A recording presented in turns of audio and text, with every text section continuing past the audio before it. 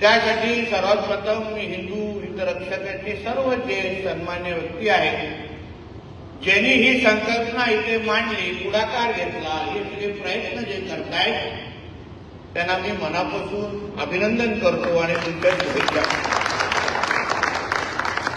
मला विश्वास आहे आमच्या हिंदुत्वादी विचाराचे आज महापौर आणि सगळे लोकप्रतिनिधी माझे सहकारी निवडून गेले.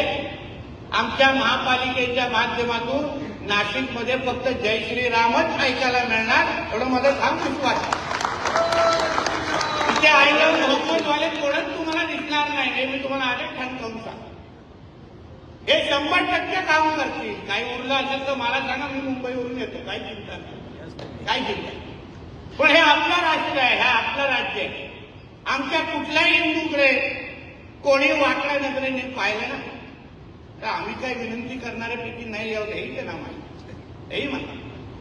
हे म्हणून आपण कडवट होणं, आपला धाक आणि भीती निर्माण करणं हाही हिंदू समाजाचं काम आहे. कशात तुम्ही एकजुटीने एकत्र आलात, अशा पद्धतीच्या कार्यक्रमाच्या निमित्ताने जे जे विचार इथे मांडले तुमच्या माध्यमातून फक्त 5-5 लोकांपर्यंत पोहोचवा. 50ची अपेक्षा नाही, फक्त 5 लोकांपर्यंत.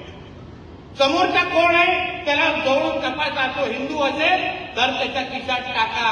कुठल्याही हिरव्या सापाला दूध पाजू नका, हे ठणकावून तुम्हाला या निमित्ताने मी सांगतोय. आपल्या कुंभमेळाव्याकडे लक्ष ठेवा, आजूबाजूला फिरलं पाहिजे.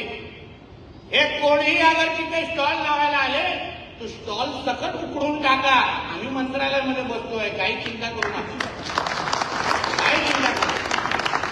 हे शेवटी आमचं राष्ट्र आहे, आमची हिंदू राष्ट्राची माती आहे. तिथे कोणालाही आम्ही अशा पद्धतीने सहन करणार नाही.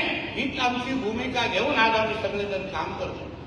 म्हणून जोशी साहेब आणि त्यांचे सर्व जे सहकारी आहेत, ज्यांनी हिंदू हित रक्षा आणि हिंदूंनी हिंदूकडूनच विकत घेतलं पाहिजे, ही जी संकल्पना तुम्ही मांडलेली आहे त्याचं मला 100% मी पाठिंबा देण्यासाठी मी आज इथे एवढा लाभ आहे.